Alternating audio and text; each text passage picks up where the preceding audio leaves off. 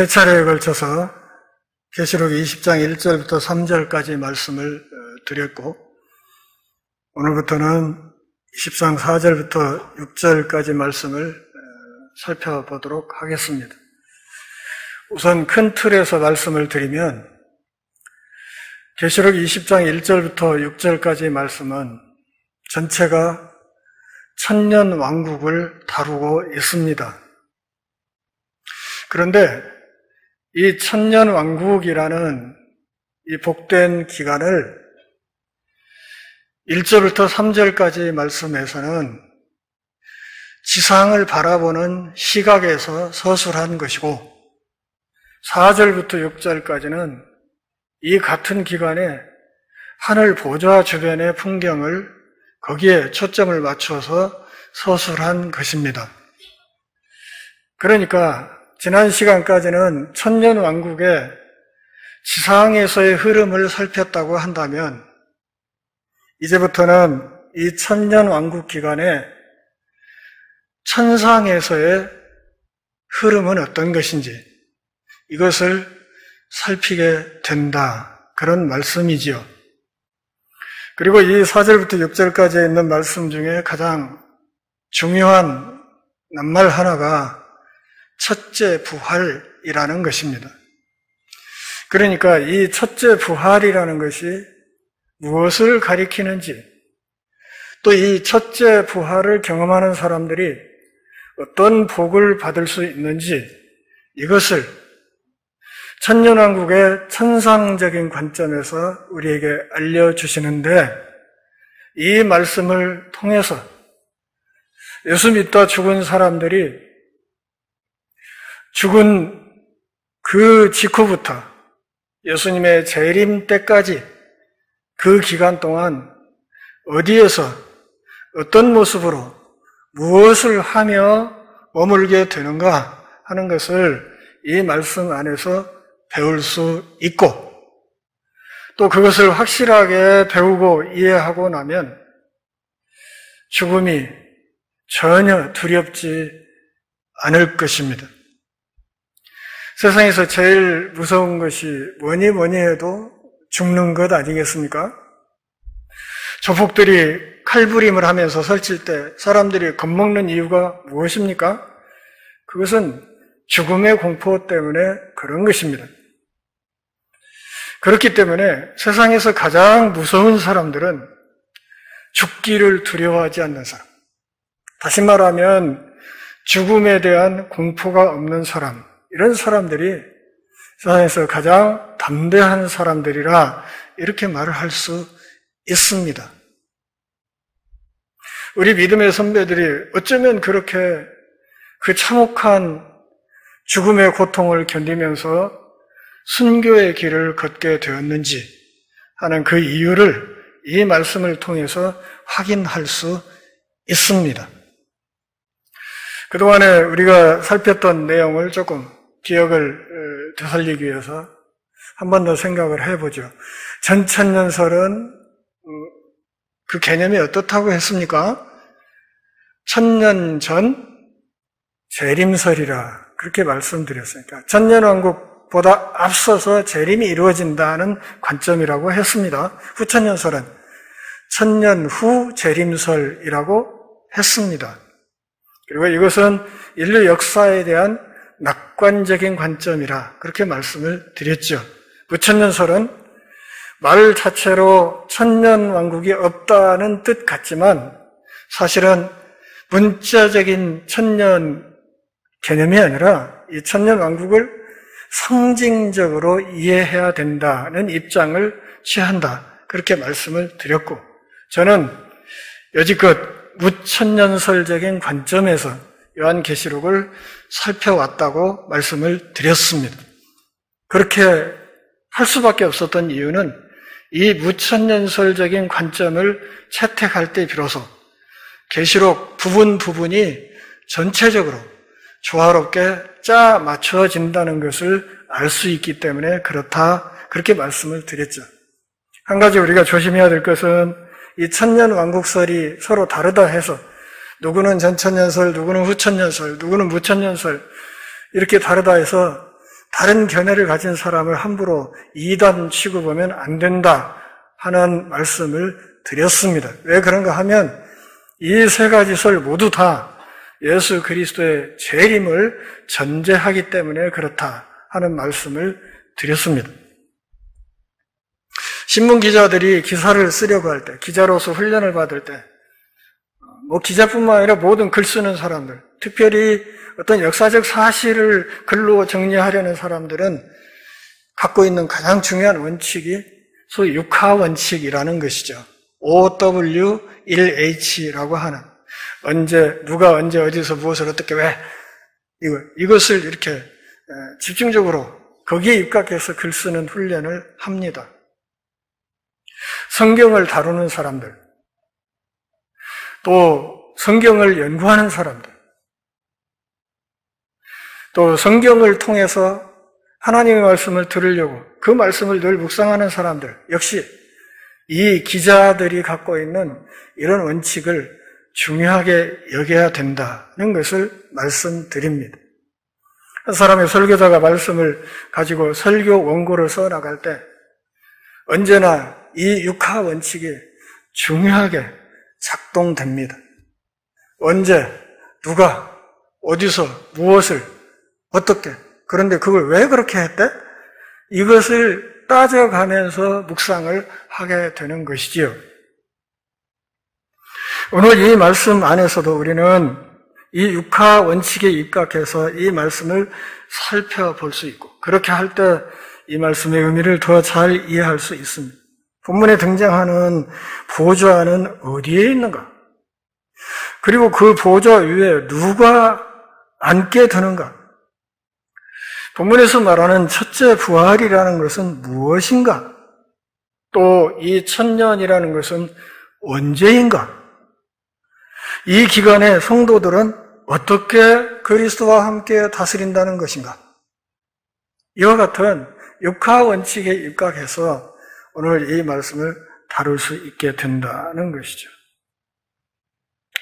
제일 먼저 우리가 생각해야 될 것은 4절 말씀에 있는 하늘에 있는 보좌들이라는 말입니다. 다시 말하면 보좌가 어디에 있는가 하는 것을 살필 필요가 있다는 것이죠. 4절 같이 읽어보실까요? 또 내가 보좌들을 보니 거기에 앉은 자들이 있어 심판하는 권세를 받았더라.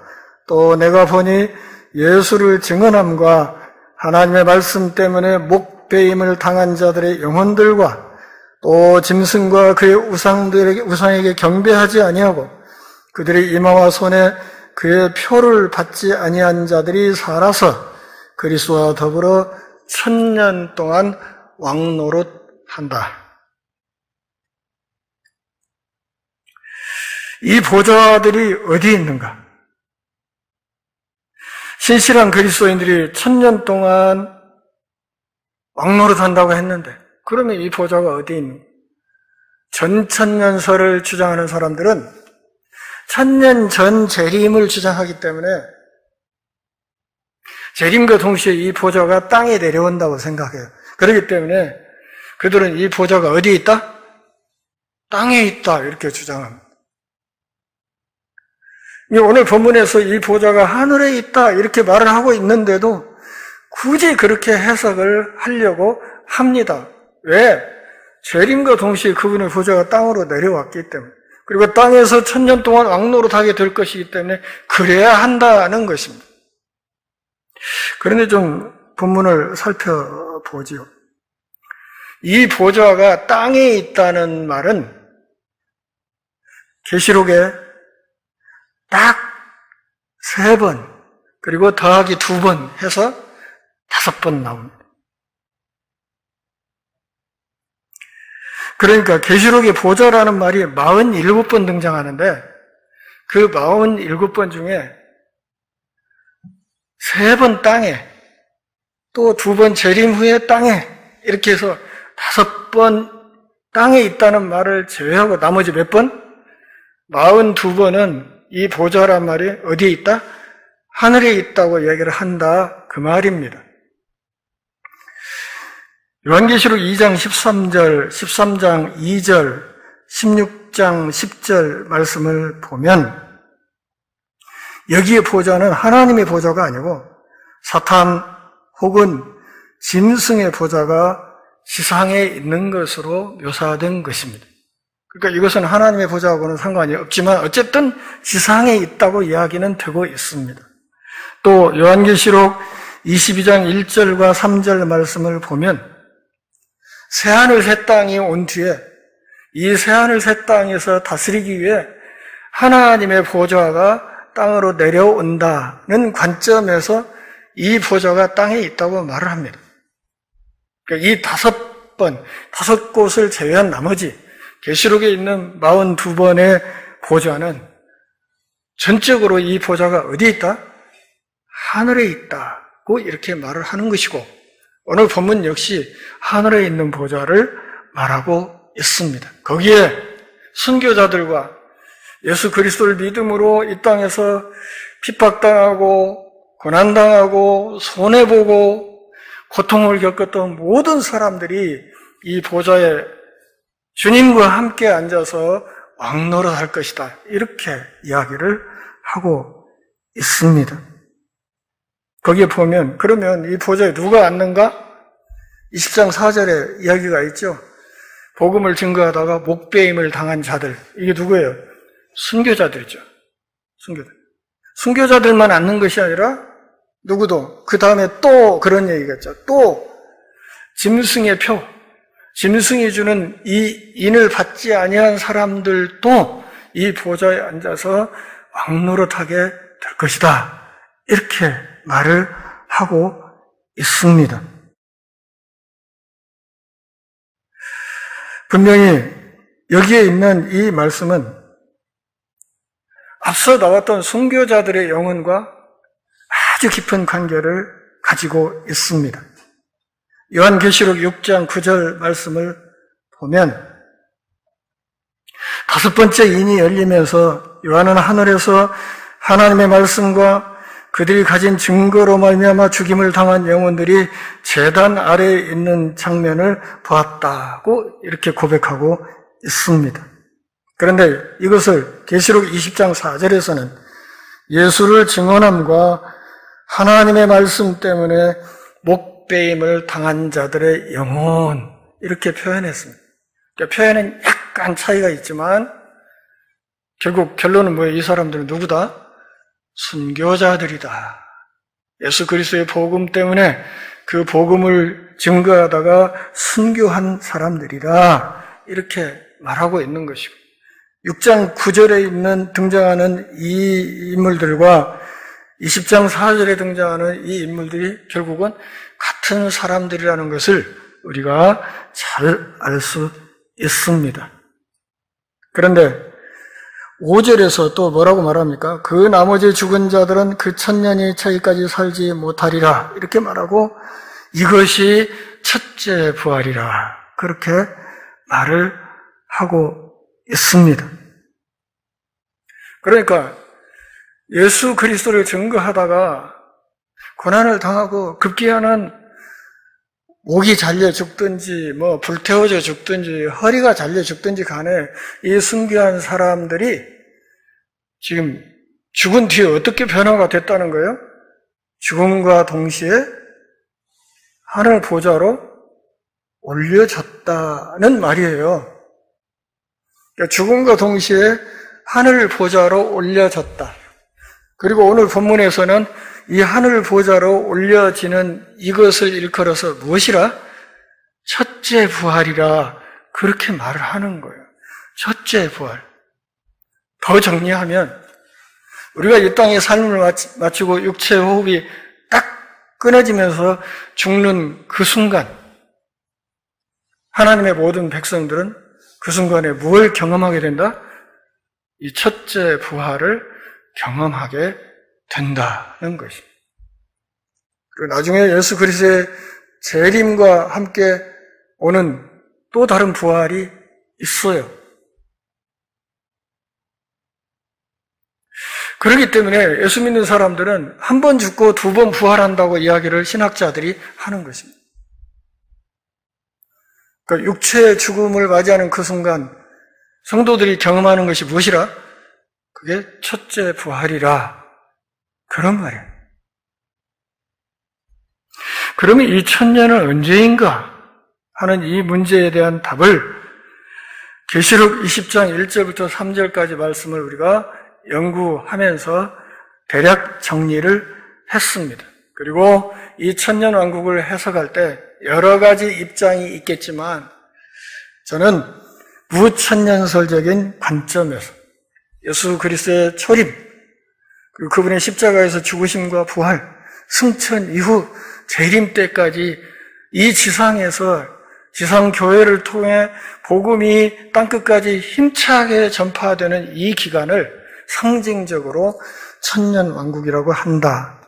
그렇게 설명을 드렸습니다.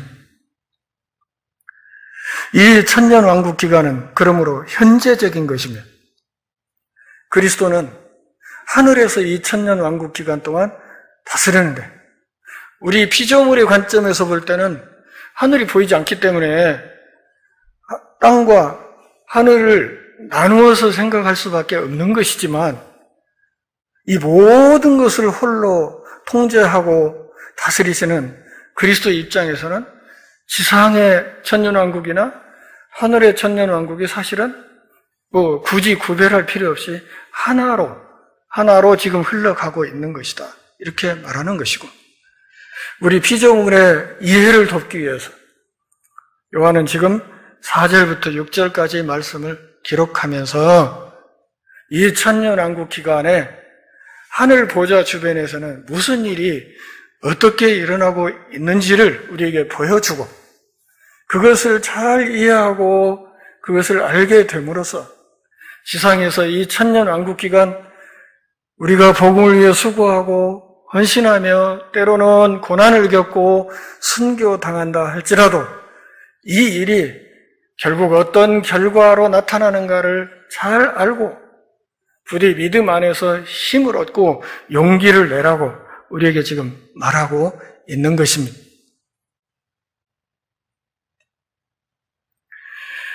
하늘에 하나님의 보좌가 있습니다. 그러기에 오늘 우리가 다루는 이 4절부터 6절까지 말씀은 지상의 천년왕국, 이 역사적인 흐름의 천상적인 짝이라 이렇게 말을 할 수 있어요. 그러니까 관점을 좀 달리해서 지상에서는 이러이러한 일이 일어난다 하는 것을 1절부터 3절까지 이야기했다면 그 기간 동안 하늘에서는 이러이러한 일이 이렇게 흘러가고 있다 하는 것을 지금 우리에게 가르쳐주고 있다. 그런 말입니다. 그러니까 이것만 잘 이해하고 있으면 사실 20장 1절부터 6절까지 말씀은 대략 큰 줄거리를 이해했다. 이렇게 말을 할 수 있겠습니다. 요한계시록 22장 5절 말씀을 보면 요한이 보았던 이 비전은 이 영혼들이 복음이 전파되는 이 지상의 천년왕국 기간 동안 보좌 위에 앉아서 이 순교자들이 또 복음을 위해 헌신했던 수많은 사람들이 다스리고 있다는 것을 알려줍니다. 예수님이 재림하실 때 이 영혼들은 그 몸과 만나서 단지 천년간만이 아니라 그리스도와 함께 다스리게 될 것이다. 이것을 계시록 22장 5절에서 이렇게 말합니다. 그들이 세세토록 왕노릇 할 것이다. 이 말씀은 앞으로 우리가 다루게 될 것입니다. 순교자들이 하늘 보좌에 올라간다. 순교적인 사역을 감당했던 지상의 교회가 하늘 보좌에 올라간다 하는 이야기를 오늘 본문이 하고 있습니다. 이 보좌들이 하늘에 자리 잡고 있기 때문에 그 다음으로 문제가 되는 것은 도대체 누가 거기에 앉게 될 것인지를 한 번 더 확인하는 것이 중요하겠습니다. 4절 말씀 다시 보면 예수를 증언함과 하나님의 말씀 때문에 목배임을 당한 자들의 영혼을 내가 보았다 그랬습니다. 예수 그리스도를 증언하면서 복음을 전하면서 순교한 사람들, 그들의 영혼이 그 보좌에 앉아 있는 것을 내가 보았다. 그렇게 말하는 것입니다. 전천년설 학자들은 천년 동안 지상에서 그리스도와 함께 다스린 데 대한 특별한 보상이 이렇게 주어진다고 주장합니다. 그러나 순교자들이 하늘에 있는 보좌에 앉아서 그리스도와 함께 다스리고 있는 비전을 요한이 보고 있다는 사실을 어떻게든 우리가 부정할 수는 없습니다. 이것을 부정하게 되면 요한이 거짓말쟁이가 되는 것이죠. 하늘의 보좌에 순교자들의 영혼이 앉아있는 것을 내가 보았다. 순교자들만 앉아있다고 말하지는 않지요. 그 다음에 또 무슨 이야기를 합니까? 또 짐승과 그의 우상에게 경배하지 아니하고 그들의 이마와 손에 그의 표를 받지 아니한 자들이 이렇게 얘기하죠. 그러니까 꼭 순교자들만 거기에 간다. 순교자들만 첫째 부활을 경험한다가 아니라 어떤 모양이 됐든지 이 땅에서 그리스도를 위해 헌신했던 모든 사람들이 이 첫째 부활에 참여하게 될 것이다. 이렇게 말을 하는 거예요. 순교자들의 영웅적인 행동은 1세기 교회들의 그리스도인들에게 대단히 중요한 영감을 공급했고 요한은 지금 바로 그런 교회들을 향해서 편지를 쓰고 있습니다.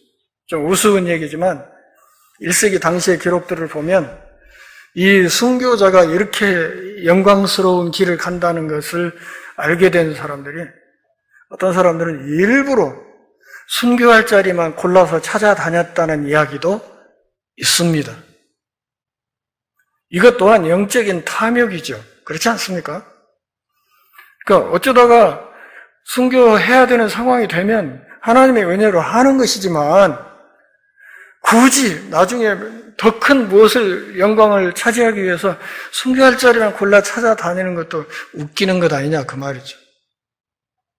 그래서 요한이 지금 20장 4절 뒷부분을 그래서 거기에 못을 박아 놓은 것입니다. 순교자들만 간 것은 아니라는 이야기를 하는 것입니다. 마태복음 14장 10절과 사도행전 12장 2절을 보면 세례 요한은 감옥에 갇혀 있다가 참수당해서 죽습니다. 또 사도행전 12장 2절을 보면 요한의 형제인 야고보 사도도 하나님의 말씀을 담대하게 선포한 결과 예루살렘에서 참수형을 당해서 죽습니다.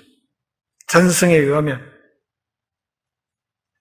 사도 바울도 네로 황제의 박해 기간에 로마 외곽에서 목이 잘려 죽었다고 전해지고 있습니다.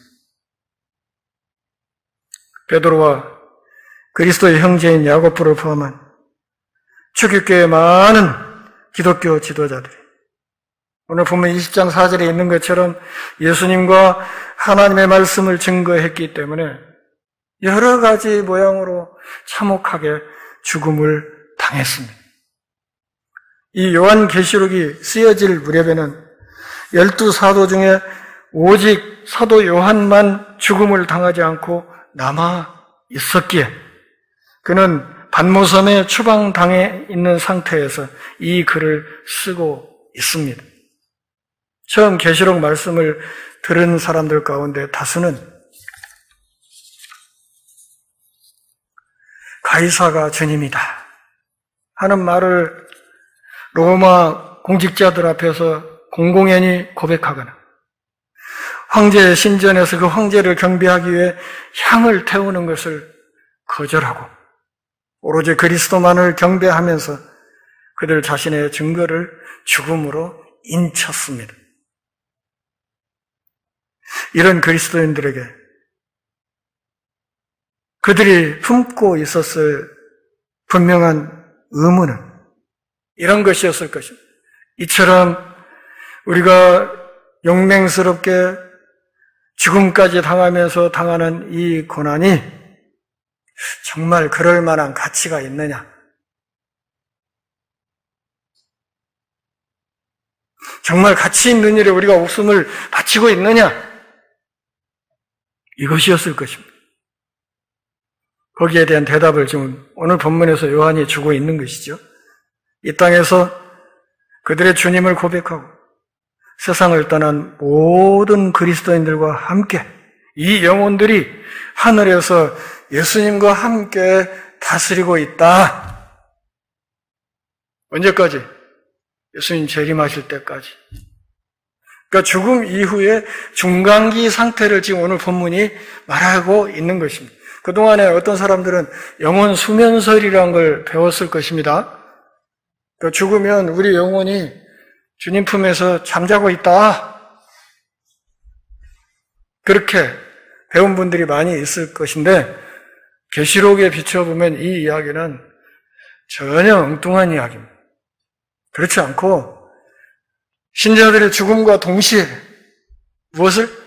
첫째 부활을 경험하고 보좌로 들려 올려져서 재림 때까지 주님과 더불어 왕노릇한다. 이것이 성경적인 중간기의 관점입니다. 영혼이 잠자고 있는 게 아니에요. 그 잠들어 있을 때 악몽이라도 꾸면 어쩌려고. 그렇지 않습니까?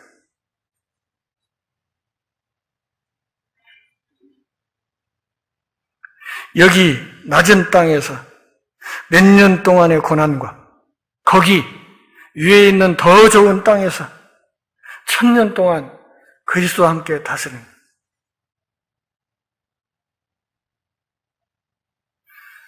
한난에 지극히 무거운 것이 그리스도께서 주시는 영광에 지극히 작은 것만 보다다. 사도 바울도 그렇게 얘기하지 않습니까?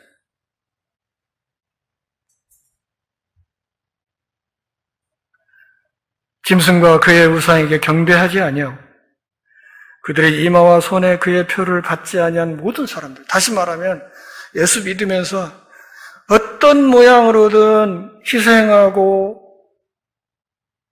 고통을 겪고 고난의 좁은 길을 정말 힘겹게 걸었던 모든 사람들이 육체의 죽음과 동시에 이 첫째 부활에 들어가게 된다. 믿으세요? 믿으면 아멘 해도 되는데요. 제가 기독교 텔레비전 채널 설교를 가끔씩 이렇게 누가 나와서 뭐라고 하나 한 번씩 이렇게 보는데요. 좀 심하게 말하면 어떤 설교자가 나와서 설교할 때는요, 문장 부호 하나마다 아멘 소리가 나와요. 여러분 아멘! 주님이 아멘! 저게 아멘 붙일 상황인가 하는 생각이 들기는 하지만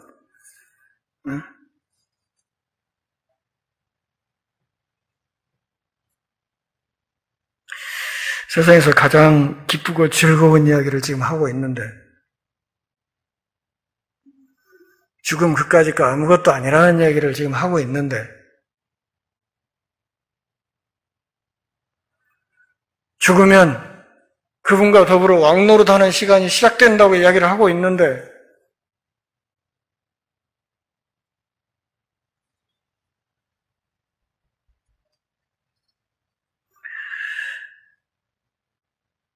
주님을 섬기기 때문에 곁에 있는 불쌍한 사람에게 찬물 한 컵이라도 내어줄 줄 알고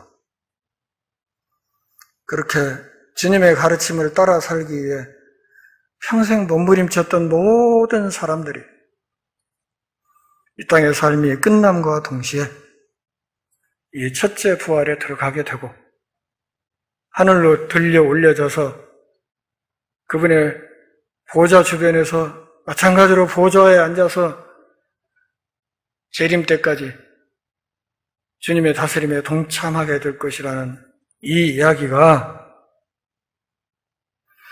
하나도 즐겁지 않고 재미도 없다고 생각하면 이거 보통 문제가 아니지요.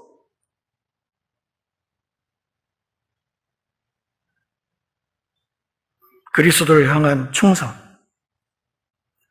흔들림 없는 충성. 제가 언젠가 집사 시절에 겨울에 한국 기독교 백년사인가 하는 12권짜리 그 책을 한지를 두고 며칠 동안 죽치고 앉아서 읽었던 적이 있습니다. 거기에 순교했던 믿음의 선배들 이야기가 많이 써져 있어요. 그걸 볼 때마다 한편으로는 겁도 나고, 그 이야기를 읽을 때마다 내가 저런 상황에 처하면 나는 괜찮을까? 할 수 있을까? 견뎌낼 수 있을까? 가능할까? 하는 생각을 하기도 했고, 그런데 다니엘서 같은 기록을 보면 펄펄 끓는 용광로 속에 던져졌는데 이 사람들이 눈썹 하나 끄실리지 않고 거기서 돌아다니고 있는데 거기에 하나님의 사람 같은 누군가 한 사람이 더 같이 돌아다닌다는 이야기가 있지 않습니까? 그 말씀을 보면서 그 순간에 주님이 함께 하시면 할 수도 있겠다 하는 생각을 하게 되었습니다. 그분이 도우시면 할 수 있는 것이구나.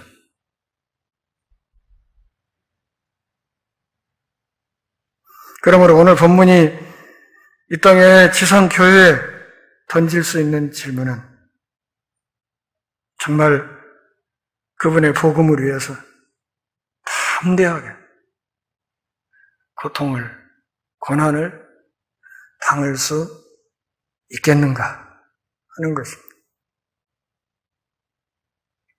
다시 말하면 주님이 말씀하신 좁은 문으로 들어가서 좁은 길을 걸을 수 있겠느냐? 이것을 오늘 본문이 우리에게 묻고 있습니다. 계시록 2장 7절에서 뭐라고 말합니까? 같이 읽어보시죠. 귀 있는 자는 성령이 교회들에게 하시는 말씀을 들을지어다. 이기는 그에게는 내가 하나님의 낙원에 있는 생명나무의 과실을 주어 먹게 하리라. 이런 말씀이 여러 군데 나와 있죠. 어떤 사람에게? 이기는 사람에게. 좁은 길에 들어서서 그 길을 끝끝내 이기면서 흔들림 없이 그 길을 걸어가는 사람에게 하늘에 있는 생명나무의 열매를 주어서 그것을 먹게 할 것이다. 하나님의 약속입니다.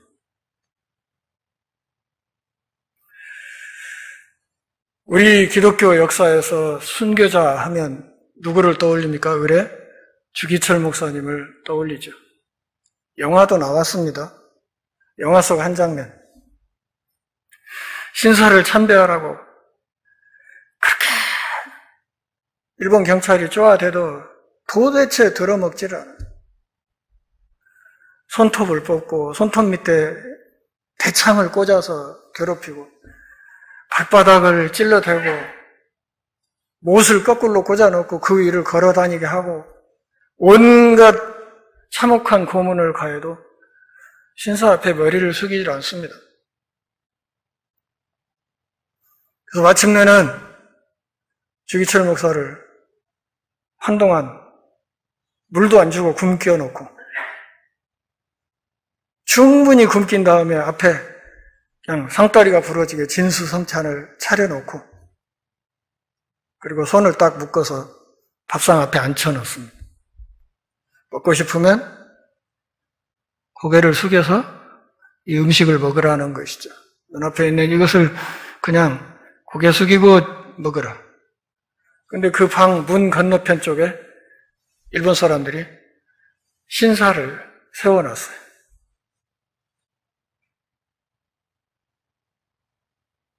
그렇게라도 해서 신사에 참배하는 모양을 만들려고 그런 짓까지 했지만 끝까지 거부하고 우리 믿음의 선배인 주기철 목사님은 결국 순교자의 길을 걸었습니다.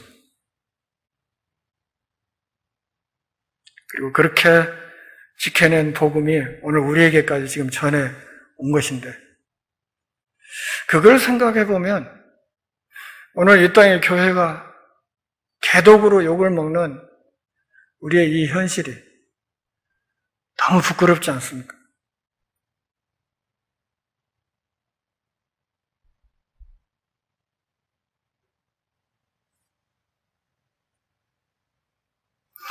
오늘 본문이 약속하는 것 딱 한 가지입니다. 이 땅에서 예수 그리스도의 복음을 위해서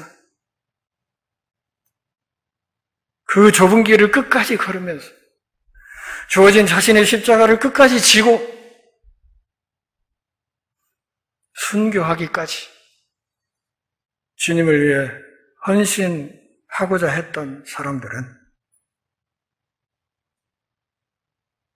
육신의 죽음과 동시에 첫째 부활에 참여하게 되고, 그 영혼이 들려 올려져서 재림 때까지 주님의 보좌 옆에서 마찬가지로 주어진 보좌에 앉아 만물을 다스리게 될 것이기 때문에 죽음을 겁낼 이유가 없다. 이렇게 약속하고 있는 것입니다. 이 약속을 믿고 주어진 우리의 삶 속에서 비록 코로나 때문에 여러모로 힘들고 어려운 상황이지만 이럴 때일수록 더 힘을 내서 우리를 부르신 주님의 그 부르심을 깊이 생각하면서 주어진 모든 상황에서 이 복된 소식을 주변에 믿지 않는 사람들에게 힘껏 증거하고 장차 그날에 이 땅의 삶을 우리가 다 마감하는 그 순간 우리 모두가 다 이 첫째 부활에 참여할 수 있기를 바랍니다. 저는 이제 누구 만나서 상대가 믿지 않는 사람이라 근데 교회 나가십시오, 예수 믿으십시오 이렇게 말하면 아주 민감하게 반응하는 분들이 있어요. 내가 뭐하러 믿냐고 이렇게 살벌하게 따지는 분들이 있는데 제가 그분들께 꼭 드리는 질문이 하나 있어요. 오늘 2021년이죠? 제가 꼭 그래요. 대놓고. 근데요, 2121년에 100년 뒤 2121년에 당신은 어디서 뭐 할 건데? 이렇게 의문부 하나 찍어주고 돌아섭니다. 한번 잘 생각해 보라는 거죠. 복음의 일꾼으로 우리를 불러주신 주님께 감사하는 마음으로 마스크 쓰고 힘들고 무덥고 여러모로 고단한 상황이지만 그럼에도 불구하고 이 소망이 우리에게 있기 때문에 더욱더 힘을 내서 한 주간 또 복음을 열심히 전하는 신실한 하늘 백성들 다 될 수 있기를 바랍니다. 기도하겠습니다. 하나님 아버지, 오늘 또 우리가 모여 주께 경배하며 주의 말씀을 들으며 신앙의 옷깃을 여미는 복된 은혜 주셔서 고맙습니다. 삶 속에 여러 가지 어려움과 힘든 일이 많지만 그럼에도 불구하고 주님이 주시는 이 약속의 말씀을 굳게 믿고 기회 있는 대로 때를 얻든지 못 얻든지 이 복음을 전하는 일에 더욱 힘을 내는 복된 하늘 백성들 다 되게 하시고 장차 주님 앞에 섰을 때 착하고 충성된 종이라 이 칭찬을 우리 모두가 다 듣게 하옵소서. 예수님의 이름으로 기도합니다. 아멘.